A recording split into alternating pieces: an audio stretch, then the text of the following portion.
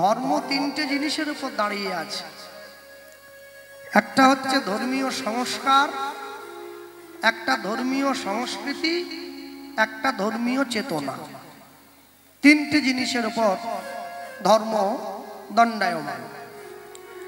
ধর্মীয় সংস্কার আমাদেরকে শিক্ষা দেয় দোল পূর্ণিমার দিন রং মাখে কেন না, যখন মানুষের জীবনে নতুন রং নেমে আসে, মানে আনন্দের বহিঃপ্রকাশ যে সময়টাতে হয়। তাহলে এই আনন্দকে পালন করবার জন্য দোল উৎসবের প্রচলন। আর শাস্ত্রীয় যুক্তি বলে বৃন্দাবনে মা যশোদা তার ছেলেকে নিয়ে সবসময় আনন্দিত থাকতেন যে আমার ছেলে কৃষ্ণ, কিন্তু মায়ের মনে একবার খুব দুঃখ হয়েছে। যখন বৃন্দাবনের ব্রজগোপীরা গিয়ে মা যশোদার কাছে একটা নালিশ করলো, মা তোমার ছেলেটা সব ভালো কিন্তু গায়ের রংটা ভালো না, যদি একটু ছেলেটা সুন্দর মানে একটু ফর্সা হতো তাহলে একবারে 100 হয়ে যেত, বাকি সব ঠিক আছে। মায়ের সামনে গিয়ে যদি তার ছেলের গায়ের রংটা নিন্দে করা হয় তো মায়ের মনে একটু দুঃখ।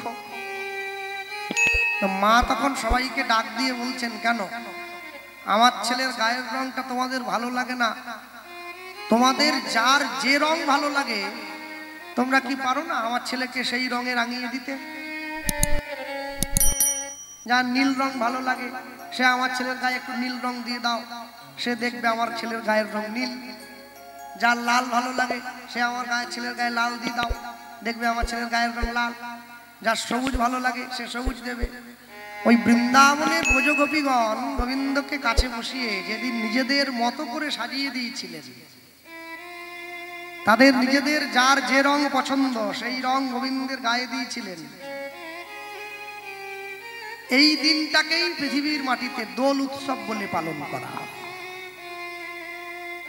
দোল উৎসবের আগের দিন আরেকটা উৎসব হয়, ওকে চাঁচরি বলে বা অনেকে বুড়ির ঘর পোড়ানো বলে। আর এই যে দোল উৎসবের আগের দিন এই উৎসবটার ভালো নাম হচ্ছে হোলি উৎসব, মানে বুড়ির ঘর, অনেকে আলু টালু পোড়া দেয়। হিরণ্যকশিপুর একটা বোন ছিল, যে বোনটার নাম ছিল হোলিকা। এই হোলিকা থেকে হোলি শব্দটা এসেছে। সেই বোন ব্রহ্মার কাছ থেকে তপস্যা করে বর লাভ করেছিল যে তোমার গায়ে কোনোদিন আগুনের তাপ লাগবে না, তুমি যদি আগুনের মধ্যে ঢুকেও পড়ো আগুন তোমাকে স্পর্শ করতে পারবে না। তো হিরণ্যকশিপু নিজের বোনকে ডেকে বলছে, তুই তো আমার নিজের মায়ের পেটের বোন, তাহলে তুই একটু আমাকে সাহায্য কর আমার ছেলেটাকে মারার জন্য। বলে তা আমি করতেই পারি। বলে কি করবি? বলে তুই, আমি তোর ছেলেটাকে কোলে নিয়ে বসবো, তুই চারদিকে কাঠ বাঁশটা সাজিয়ে সুন্দর করে আগুন লাগিয়ে দিবি। আমার তো ব্রহ্মার আশীর্বাদ আছে, গায়ে আগুন লাগবে না, কিন্তু তোর ছেলের তো আশীর্বাদ নাই যে ওরও গায়ে আগুন লাগবে না। তাই আমি ওকে কোলে নিয়ে বসবো, ও পুড়ে মরে যাবে, আমি বেঁচে থাকবো, তোরও ইচ্ছা পূরণ হয়ে যাবে। এখন ভগবানের ভক্তকে কষ্ট দিলে, ভগবানের সেবককে কষ্ট দিলে নিজ নিন্দা কৃষ্ণ সহিবারে পারে, ভক্তের নিন্দা কৃষ্ণ সহিবারে নারে। ভগবানের ভক্তকে কষ্ট দিলে আশীর্বাদটা অভিশাপে পরিণত হবে। তাহলে প্রহ্লাদকে, প্রহ্লাদ হচ্ছে কৃষ্ণ ভক্ত, তাহলে প্রহ্লাদকে কোলে নিয়ে যখন হিরণ্যকশিপুর বোন বসেছে আগুনের মধ্যে গিয়ে, এই আশীর্বাদটা অভিশাপে পরিণত। হোলিকার গায়ে আগুন লেগে গেল, হোলিকা পুড়ে মরল, প্রহ্লাদ যেমন ছিল তেমনি বেঁচে গেল। তাহলে হোলিকাকে রাক্ষসী, রাক্ষসীকে অশুভ শক্তি, এই অশুভ শক্তিকে বিনাশ করবার জন্য আমরা বুড়ির ঘর পোড়াই দোল পূর্ণিমার আগের দিন, যাতে আমাদের সমাজের সমস্ত অশুভ শক্তিগুলো নাশ হয়ে শুভ শক্তি প্রকাশ হয়। শুভ শক্তির প্রকাশ আর হচ্ছে কোথায়? গতকালকেও তো টিভিতে খবরে দেখলাম আপনাদের দক্ষিণ 24 পরগনা বারুইপুরে একটা মন্দির ভেঙে দেওয়া হয়েছে। শক্তির প্রকাশ আর হচ্ছে কোথায়? সেই নিয়ে হিন্দু মায়েরা প্রতিবাদ করছে, কিন্তু প্রতিবাদ করলে কি হবে?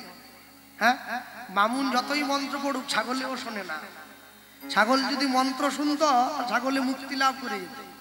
ওর কপালে টিক দিয়ে দিল, গলায় মালা দিয়ে দিল, তখনও বুঝছে না যে আমাকে কাটতে নিয়ে যাচ্ছে।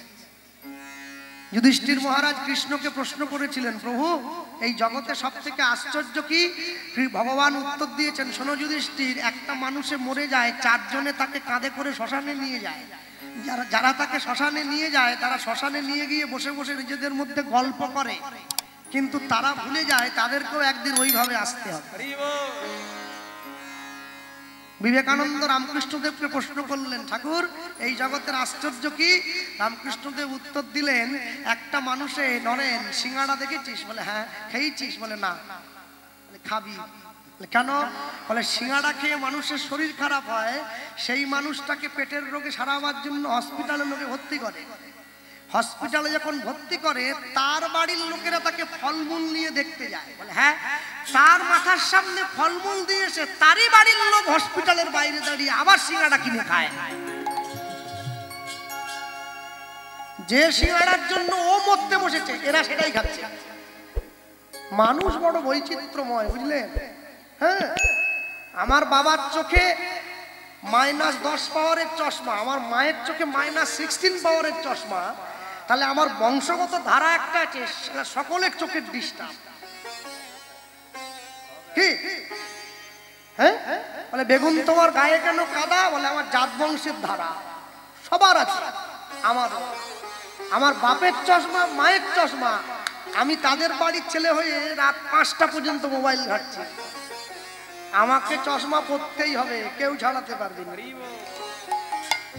ওরা তবু 2 দিন পরে পড়েছে, আমি আরো 1 মাস আগে পড়ব। যেইটাতে আমাদের অকল্যাণ হবে আমরা জানি, তবু জানতে জানতে সেদিকে পা বাড়াবো, এটার নামই সংসার। এটাই সংসার। আপনি দুঃখ পাবেন, কষ্ট পাবেন, যন্ত্রণা পাবেন, যন্ত্রণা ভোগ করবেন।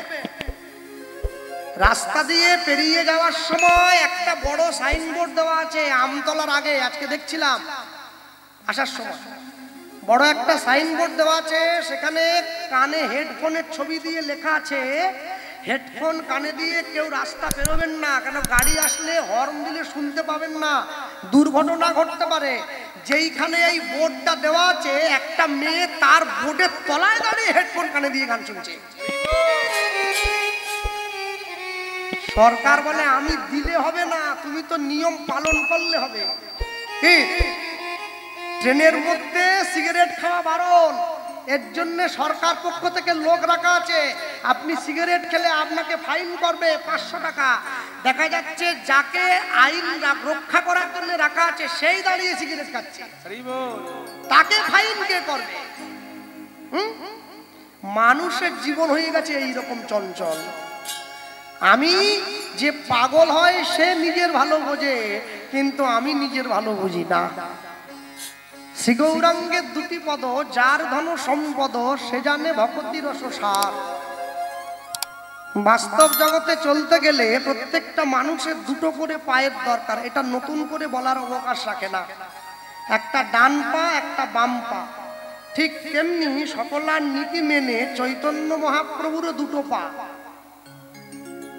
তাহলে চৈতন্য মহাপ্রভুরও 2টো পা, 2টো চরণ, এটা কি জগতের মানুষকে লেখে লেখে বলতে হবে? বলে হ্যাঁ বলতে হবে। কেন? এই 2টো পা আমাদের মতো ডান পা বাম পা নয়, এই 2টো পা হচ্ছে একটা রাধা, একটা কৃষ্ণ। বাস্তব জগতে নিজেকে সম্মানের জায়গায় নিয়ে যেতে গেলে যেমন ধন সম্পদের প্রয়োজন হয়, ভক্তির জগতে নিজেকে ঊর্ধ্বে নিয়ে যেতে গেলেও 2টো জিনিসের প্রয়োজন হয়, একটা প্রেম, একটা অনুরাগ। এই অনুরাগ আর প্রেম চৈতন্য মহাপ্রভুর কাছ থেকে আসছে একটু একটু করে। যদি জীব সঠিক সময়ে সেইটা গ্রহণ করতে পারে তবেই সে অনুরাগ পাবে, না হলে পাবে না। দেখেন না, অনেক অনেক বাড়ির ছেলে মেয়েরা গান বাজনা শেখে, কিন্তু সকলে কীর্তন শিখতে চায় না। কেন? কীর্তনের প্রতি তার ভালোবাসা নেই, বিন্দু মাত্র নেই। কত কত বাড়ির ছেলে মেয়েরা গান শিখে। আমি তো সরস্বতী পুজোর সময় দেখি আমাদের পাড়ায় সব হারমোনিয়াম টারমোনিয়াম নিয়ে গায়ে, সব পুরস্কার দেয়। প্রভুজি তুমি চন্দন হাম পানি, जाति अंगे अंगे बस समान, प्रभु जी तुम चंदन हम पान। যে বাড়ির ছেলে মেয়েরা শিখেছে তারা গাইছে, যে বাড়ির ছেলে মেয়েরা নজরুল গীতি শিখছে তারাও গায়। সখী সে হরি কেমন বল, নাম শুনে যার এত প্রেম জাগে, চোখে আনে এত জল, সখী সে হরি কেমন বল। যে বাড়ির ছেলে মেয়েরা রবীন্দ্রসঙ্গীত শিখেছে তারাও গায়। এই করেছ ভালো নিঠুর হে, নিঠুর হে, এই করেছ ভালো। যে বাড়ির ছেলে মেয়েরা আধুনিক গান শিখছে তারাও গায়, হারমোনিয়াম তো তবলা টবলা নিয়ে তারাও দেখি বসে পড়ে, তারাও গাইছে মনের আনন্দে একশয়। কেউ তো বাদ যায় না, সকলে শিখেছে। বেহাগ যদি না হয় রাজি, বসন্ত যদি না আসে, এই আসলে মন তুমি থাকো বন্ধু আমার। ওরাও গায়। কিন্তু সন্ধেবেলা করে আমাদের পাড়ার একদম শেষে 3টে বাড়ি আছে, তারা বৈষ্ণব হয়েছে। তারা কিন্তু বৈষ্ণব হয়েছে। তারা কিন্তু সন্ধেবেলা তবলা নিয়ে বসে না, শিখল নিয়ে বসে। যেমন পারে তারা বসে গায়, অবতারের সার গোড়ায় অবতার, কেন না চিনি রে তার, করিনি রে বাস গেল না পিয়াস, আপন পরম ফেরে। আচ্ছা বলুন, এই যে এত রকমের গান যে হচ্ছে, সব গানের সঙ্গে শেষের গানটা কি এক হয়ে গেল? না। কেন নয়? কীর্তন হচ্ছে একমাত্র সেই গান যা দিয়ে ঈশ্বরের সঙ্গে সরাসরি যোগসূত্র স্থাপন করা যায়। বৈষ্ণব মহাজন লিখছেন কি, ওগো যে গৌরাঙ্গের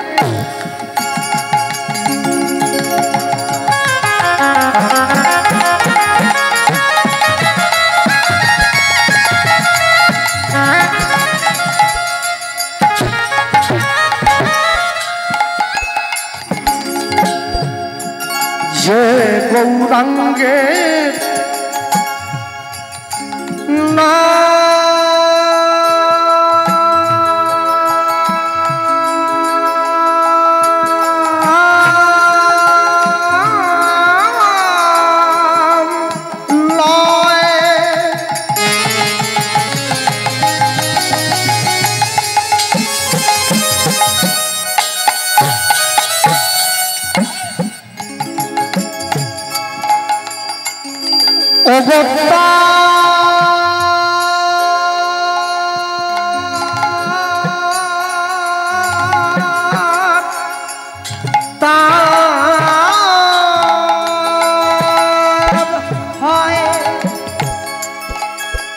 তার হয় কৃষ্ণ প্রেমোদয়। ওগো যে গৌরাঙ্গে জয় গৌরাঙ্গে, যে গৌরাঙ্গে না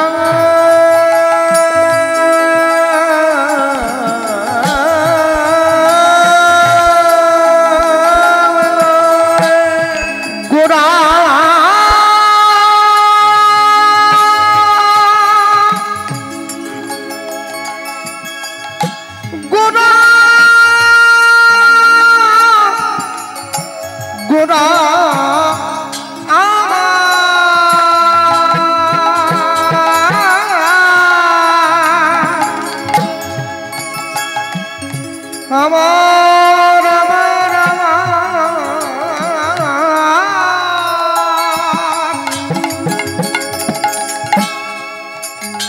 আমার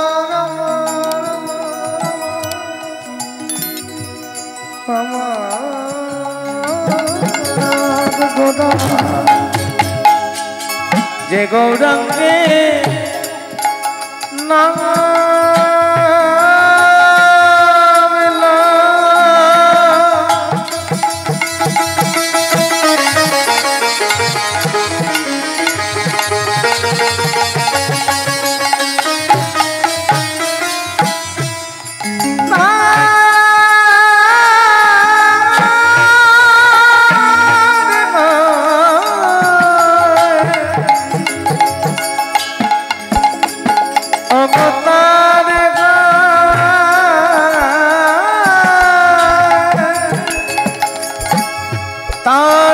কৃষ্ণ প্রেম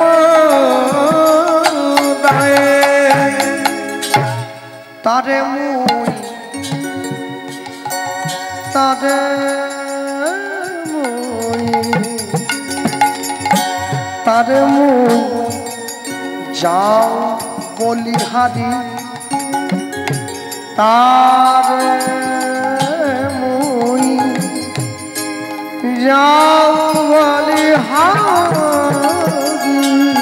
অগতারে মুই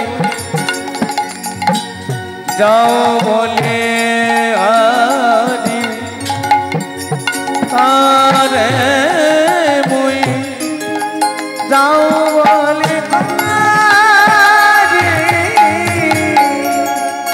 ওগ গৌরাঙ্গ গুণেতে ঝুরে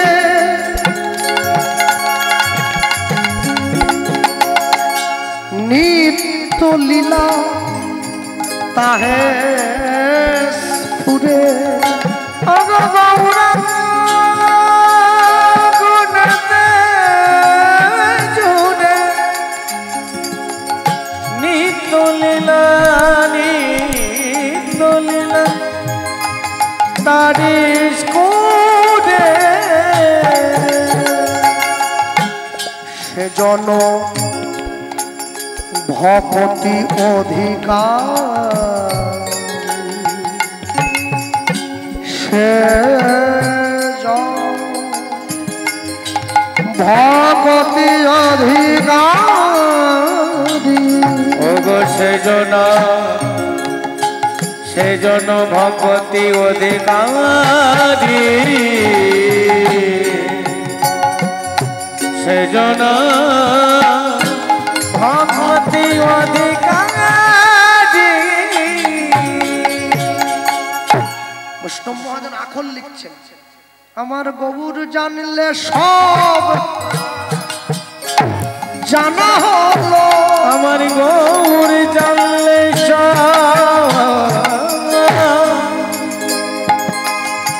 জানা হলো, ওগো শাস্ত্র জানলে যা না হলো, গৌর জানলে তাই জানা হলো, ওগো শাস্ত্র জানলে জানা হলো, বলি ধরো গৌরের চরণ ধরো, ওগো গৌর জানলে সব জানা হলো, মোদের আর কোনো গতি নাই ভাই, গৌর জানলে সব জানা হলো, এই দুস্তর ভব সিন্ধু যদি পার হইতে চাও, গৌর জানলে সব জানা হলো, বলি গৌর চরণ শরণ বিনা, গৌর জানলে সব জানা হলো, বলি ওই চরণে শরণ রাখো, গৌর জানলে সব জানা হলো, বলি তোমার সঙ্গে সম্পর্ক বাঁধিয়া, গৌর জানলে সব জানা হলো, যদি ভববন্ধন মোচন করিতে চাও, গৌর জানলে সব জানা হলো, মোদের আর কোনো গতি নাই ভাই, গৌর জানলে সব জানা হলো, যদি ভব সিন্ধু পার করিতে চাও, গৌর জানলে সব জানা হলো, এবার প্রেমানন্দে হরি নাম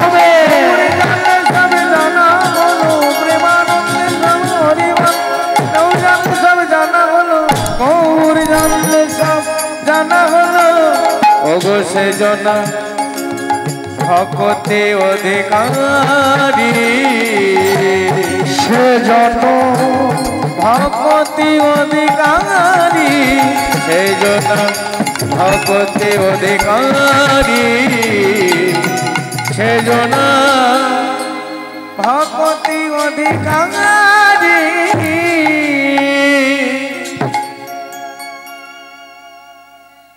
একটা মাটিতে 3 রকমের গাছ লাগানো আছে, একটা উচ্ছে গাছ, একটা মিষ্টি কুমড়োর গাছ, একটা লঙ্কার গাছ।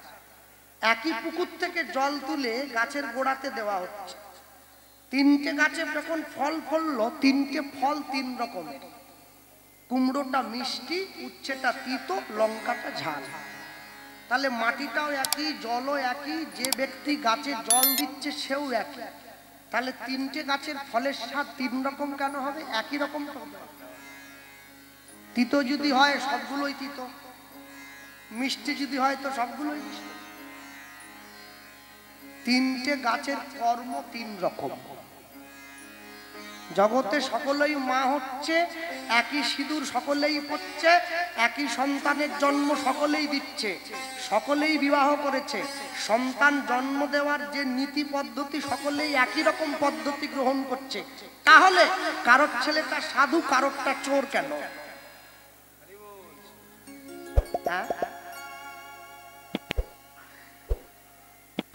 এই জন্যই হচ্ছে আসল জায়গাটাই গলো। কি গলো? আস্তে কথা। যে যেমন কর্ম করে আসিয়া এই চরাচরে কর্ম অনুযায়ী ফল লয়, পাইয়া মনুষ্য জন্ম জীব যদি করে পশু কর্ম পশুজনী হইবে নিশ্চয়। আম গাছে আর চন্দন গাছে দেখুন অনেক প্রভেদ আছে। একই মাটিতে জন্ম বটে, কর্ম কিন্তু দুরকম। মাটিটা এক, দুটো গাছের কর্ম দুরকম। কেন জানেন? মুর্শিদাবাদের দিকে আমরা কীর্তনে গেলে দেখি ওখানে আমের বাগান আছে তো বড় বড়। ওই আমে না পোকা লেগে যায়, মুকুলে আমটা নষ্ট করে দেয়। বাগানের মালিকরা বাগানের পাশে পাশে একটা গাছ লাগিয়ে রাখে, ওকে মাকাল ফলের গাছ বলে। যে ফলটা থেকে মহুলের রস তৈরি হয়, যা খেলে নেশা হয়। তাহলে আমরা কহিছে, শুনো হে মাকাল ভাই, আছিনু বনের মধ্যে সমান সবাই, তুমিও ফল আমিও ফল। হাওয়া ধরে দিলে তুমি এসে আমার গায়ে ধাক্কা দাও, আমি গিয়ে তোমার গায়ে পড়ি। কিন্তু মানুষ লইয়া এলো আপনার রুচি, মূল্যভেদ ঘুচে গেল, সাম্য গেল টুটি। মানুষ রুচি এনেছে, তোমারটা 20 টাকা কিলো, আমারটা 200 টাকা কিলো। এ দোষ তো তুমি আমাকে দেবে না, মানুষকে গিয়ে বলো। আশ্চর্য কি জানেন? পৃথিবীতে সকলেই চায় আমি ভালো কর্ম করে ভালো জায়গায় দাঁড়াই, কিন্তু চাইলে হবে না। লটারির টিকিট যারা কাটছে তারা সকলেই চায় আমার 1 কোটি করে লেগে যাক, অন্তত 1 কোটি না লাগলেও 50 লাখ লাগুক, তবু একটা। কাটছে সবাই, পাবে যে কোনো একজন। কেন? কে পাবে না? পাবে সেই ওপর থেকে যার মাপানো আছে, যার ভাগ্য সুপ্রসন্ন। পুরো দোকানের টিকিট কেটে নিলেও আপনার যে লাগবে এ গ্যারেন্টি দেওয়া যায় না। সব টিকিট বিক্রি হয়ে গেছে, শেষে একটা টিকিট পড়ে আছে, ওতেই 1 কোটি আছে। ওর ইচ্ছে ছিল না কাটা, ওকে দোকানদার জোর করে গুঁজে দিয়েছে, বলে নিয়ে যাও, পয়সা পরে দিও। দেখলো ওটাতেই 1 কোটি টাকা রাখা আছে। মানুষের জীবনের ইচ্ছে অনেক, আপন ইচ্ছায় জীব কোটি বাঞ্ছা করে, ঈশ্বর পুরাইলে জীবের বাঞ্ছা তবে পুরে। আমার জীবনের ইচ্ছা অনেক, ভালো পড়াশুনো করব, ভালো চাকরি করব, বড় গাড়ি কিনব, দামি বাড়ি করব। ইচ্ছে থাকলেই হবে না। অনেকে বলে পরিশ্রম নাকি সফলতার মূল মন্ত্র, পরিশ্রম করলে জীবনে সফল হওয়া যায়। আচ্ছা বলুন তো, একটা গাধা সারা জীবন ধরে চিনি বস্তা বয়ে বেড়ালো মালিকের, হ্যাঁ, চিনির গোডাউন থেকে ভুসিমাল দোকান পর্যন্ত বয়ে নিয়ে যাচ্ছে পিঠে করে বস্তা। মালিক ওকে কোনোদিন 1 চামচ চিনি দিয়ে একটু শরবত বানিয়ে বলে না, একটু খাওয়া দেখিনি কিরকম স্বাদটা দেখ। ও জীবনে যত পরিশ্রম করুক ও সফল হতে পারবে না। ঘোড়া সারা জীবন ছুটে যায়, কোনোদিন লক্ষ্যে পৌঁছাতে পারে না। মালিক ওকে যে লক্ষ্যটা দিয়ে দিয়েছে ওই পর্যন্ত গিয়ে ও দাঁড়িয়ে পড়বে। কিন্তু মানুষের জীবনের লক্ষ্য নির্ধারণ করা নেই। আপনি যতদূর পারেন ছুটতে পারেন, যদি লক্ষ্যটা সঠিক হয় তবে। অন্ধকারে ঢিল ছুঁড়লে শত্রুকে বিনাশ করা যায় না। অন্ধকারে অস্ত্র ছুঁড়ে যে শত্রুকে বিনাশ করতে পারে সেই তো অর্জুন, সেই তো সব্যসাচী, সেই তো দিশানর। তাহলে তো সকলে অর্জুন হয়ে যেত। আপনি কতটা শিক্ষা অর্জন করেছেন এটা বিচার্য নয়, জীবনের শেষে বিচার্য আপনি কার কাছ থেকে শিক্ষাটা অর্জন করেছেন।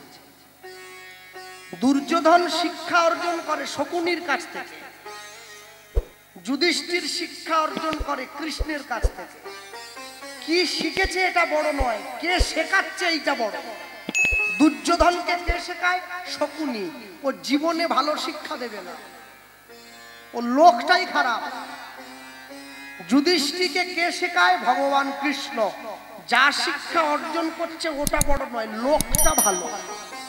সাধু সঙ্গ, সাধু সঙ্গ সর্বশাস্ত্রে কয় লব মাত্র, সাধু সঙ্গ কৃষ্ণ ভক্তি প্রেম হয়।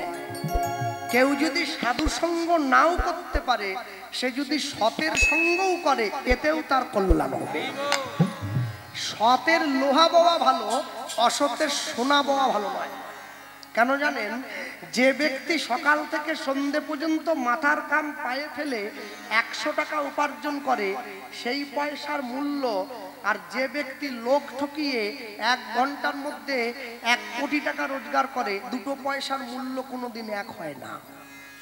দুটো পয়সার অনেক তফাৎ আছে। কেন?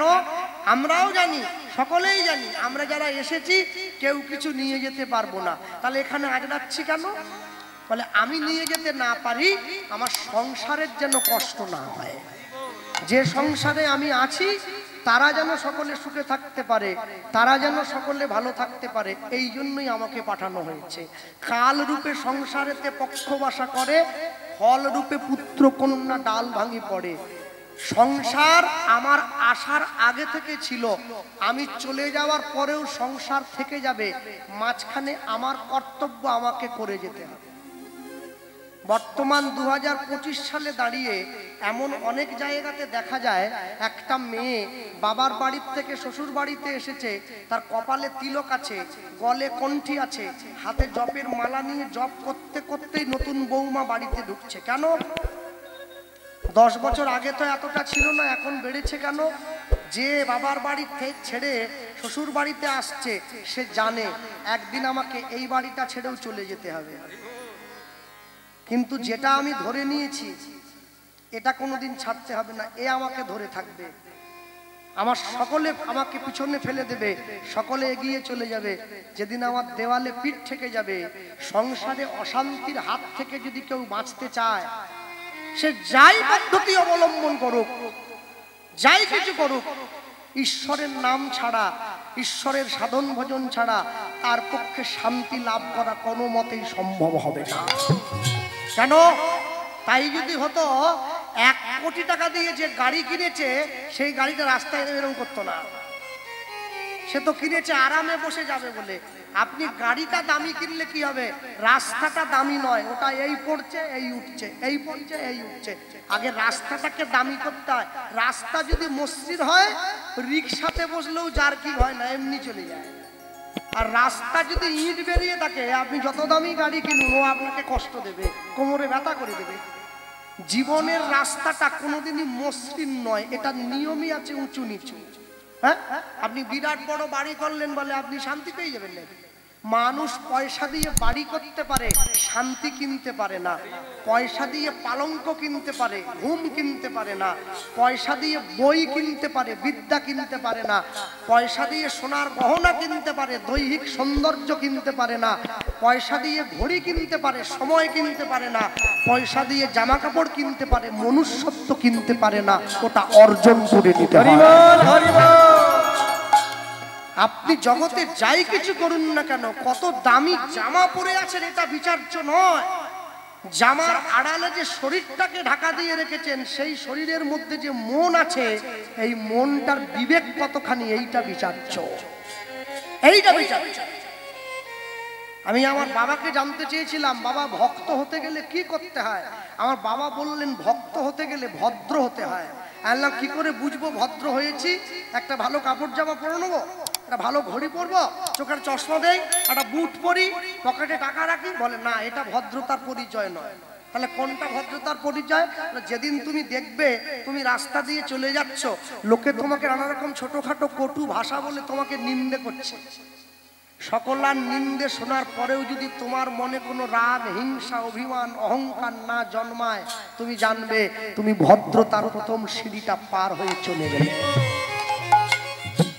জীবনের প্রথম লক্ষ্য, আপনি কারো কথায় কান দেবেন না, নিজের লক্ষ্যে স্থির থাকুন। একটা দলে যদি 100টা হরিণ থাকে, চিতাবাঘ যে হরিণটাকে তাড়া করে শুধু তার পিছনেই ছুটে যায়, বাকিগুলোকে নয়। বাকিগুলো যদি পাশ দিয়ে হেঁটেও বেড়ায়, বাঘটা ওর পিছনে ছোটে না, যাকে লক্ষ্য করেছে ওর পিছনেই ছুটে যায়, তবেই লক্ষ্য পূরণ হয়, না হলে হয় না। আপনি জীবনে পড়াশোনা করুন, চাকরি করুন, ভক্তিপথে থাকুন, সংসারে থাকুন, কৃষ্ণ ভজন করুন, হিন্দি গানের গায়ক হন, আধুনিক গানের গায়ক হন, কীর্তন গানের গায়ক হন, যাই হন, লক্ষ্যটা রাখতে হবে ওই বস্তুটার দিকে। দেখবেন লক্ষ্যে আপনি পৌঁছেই যাবেন। কিন্তু লক্ষ্য যদি টলমল হয়ে যায়, তাহলে কিন্তু জীবনের বিপদ সমূহ নেমে আসতে বাধ্য হয়। কেন জানেন? দ্রোণাচার্য অর্জুনকে বলছে, কি দেখতে পাচ্ছ?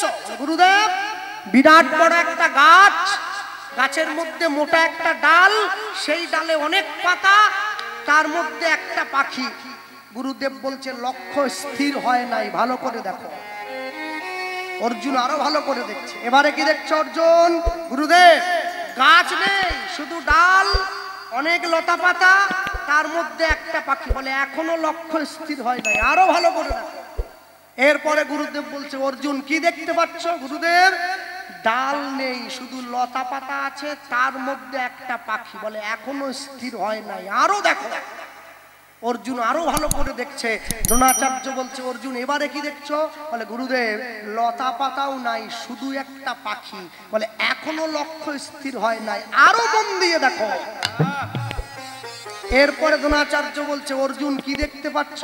বলে গুরুদেব, গাছও নাই, ডালও নাই, লতা পাতাও নাই, পাখিও নাই, শুধু একটা পাখির চোখ। বলে এইবারে তীরটা চালাও। লক্ষ্যটা হতে হবে ওই রকম, তবে তো লক্ষ্য বস্তু ভেদ হবে, না হলে ভেদ হবে কি করে? আমার কথা একটু দুঃখ পাবেন না যারা জ্ঞানী গুণীজন বসে আছেন।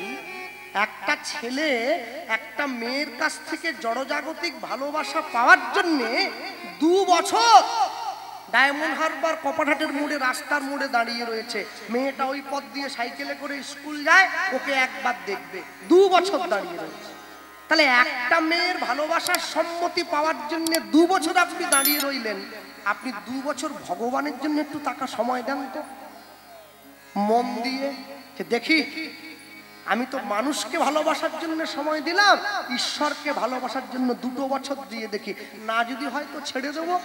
সে যদি আপনাকে ভালোবাসতে পারে, 2 বছর পরে মেয়েটার বিবেকে দংশন হবে। যে ছেলেটা 2 বছর ধরে আমার জন্য অপেক্ষা করে দাঁড়িয়ে থাকে, রোজ একই সময়ে 1 মিনিট দেরি হয় না, সে সত্যিই আমায় ভালোবাসে। ভগবানের জন্য প্রতিদিন যদি 2 মিনিট করে সময় দেওয়া যায়, ঈশ্বরের মনে অনুশোচনা হবে, এ আমায় ভালোবাসে, না হলে সময় দিত না। আজ হোক বা কাল ঠিক আপনি এসে তার সাড়াটা পাবেন। তবে অন্য কেউ পাক আর না পাক, অনুভবটা আপনি করতে পারবেন। অনেকে আমাকে বলে, দাদা ভগবান দেখিয়ে দিতে পারবেন? আল্লাহ, তুমি সাইকেল চালাতে জানো? বলে হ্যাঁ। সাইকেল চালাও কি করে? 2টো চাকা আছে, একটা ব্যালেন্স আছে না, ধরে রাখি, ব্যালেন্সটা দেখিয়ে দিতে পারবে? বলে ব্যালেন্স কি দেখানো যায়? ওটা অনুভব করতে হয়। ঈশ্বর যে পেয়েছে সে দেখাতে পারে না, সে অনুভব করে, আমি ঈশ্বর লাভ করেছি। ওটা তুমি যদি অনুভব করো, তোমার অনুভবে ঈশ্বর, বাকিদের অনুভবে নয়। থাকবে কি করে?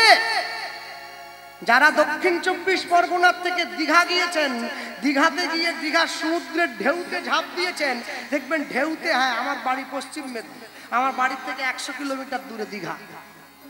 হ্যাঁ, আপনি যদি ঝাঁপ দেন, দেখবেন দীঘাতে ঢেউতে ঝাঁপ দিলে ঢেউটা আপনাকে ধাক্কা দিয়ে পাড়ে পৌঁছে দেয়। চৈতন্য মহাপ্রভু যে হরিনাম নিয়ে এলেন, আপনি যদি হরিনামের বন্যায় একবার ঝাঁপ দেন না, ও আপনাকে ঠেলে পারে নয়, ও আপনাকে ঠেলে তার চরণের দিকে নিয়ে চলে যাবে। এটাই তফাৎ। গৌর প্রেম, ওই যে বললাম গৌর প্রেম রসার নবে,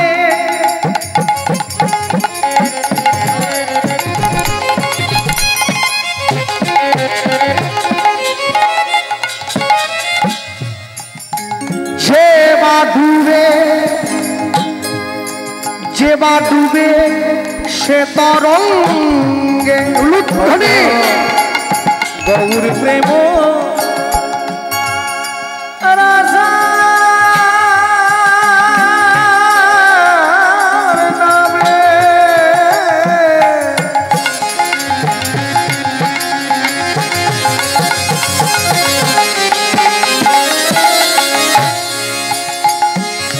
দেবা তুমি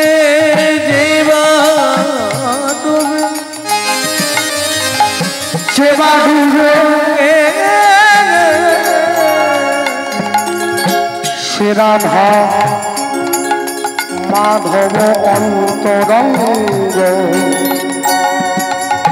সে রাধা মাধব অন্তরঙ্গ, সে রাধা মাধব অন্তরঙ্গ,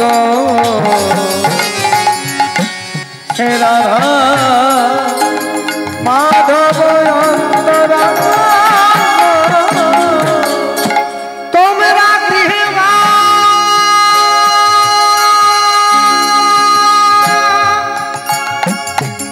বনেতে থাকো, হা গৌরাঙ্গ, হা গৌরাঙ্গ বলে ডাকো। তোমরা গৃহে বনেতে থাকো, হা গৌরাঙ্গ বলে ডাকো। ঠাকুর নরোত্তম মাগে তার সঙ্গ, ঠাকুর নরোত্তম নরোত্তম মাগে তার সঙ্গ, ঠাকুর নরোত্তম মাগে তার সঙ্গ, ঠাকুর নরোত্তম নরোত্তম মাগে তার সঙ্গ। আমি এক মুখে বলতে নারি, আমি এক মুখে বলতে নারি আমার গৌর গোবিন্দের লীলা মাধুরী, আমি এক মুখে বলতে নারি বলি যাই গো প্রেমের বলিহারি, আমি এক মুখে বলিতে নারি, আমি যতবার বলি ততবার হারি, আমি এক মুখে বলিতে নারি, আমি এক মুখে বলবো কত, আমি এক মুখে বলিতে নারি, আমি যদি বা বলি বছর শত, আমি এক মুখে বলিতে নারি। অব প্রেমানন্দে কহ হরি হরি নাই হরি হরি প্রেমানন্দে হরি হরি। এক মুখে বলিতে নারি, এক মুখে বলিতে নারি ঠাকুর নরোত্তম নরোত্তম মাগে তারি সঙ্গ, ঠাকুর নরোত্তম নরোত্তম মাগে তারি সঙ্গ। গৌর প্রেম রসার নবে যে বা ডুবে সে তরঙ্গে, সে রাধা মাধব অন্তরঙ্গ, গৃহে বা বনেতে থাকো, হা গৌরাঙ্গ বলে ডাকো, নরোত্তম মাগে তার সঙ্গ। অগ নরোত্তম নরোত্তম মাগে তার সঙ্গ। চলো ছোট্ট করে আমরা গৌরচন্দ্রিকা শুনলাম, লীলা মাধুর্যের মধ্যে প্রবেশ করি। প্রবেশ করতে গিয়ে যা বলবো, হরে কৃষ্ণ কৃষ্ণ কৃষ্ণ হরে হরে, হরে রাম রাম রাম হরে হরে, হরে কৃষ্ণ কৃষ্ণ কৃষ্ণ হরে হরে।